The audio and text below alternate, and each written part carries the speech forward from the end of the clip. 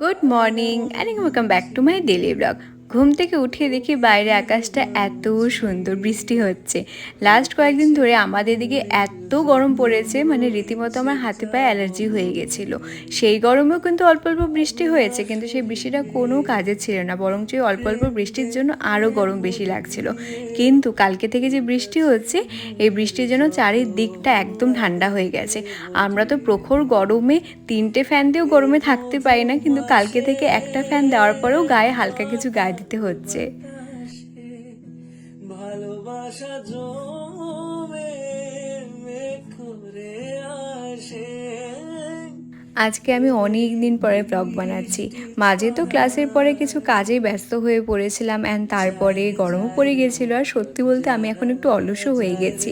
রোজ আমি ঘুমানোর আগে ভেবে ঘুমোতাম যে কালকে সকালে উঠেই ব্লগ বানাবো, কিন্তু সকালে ওঠার পরেই মনে হতো যে না,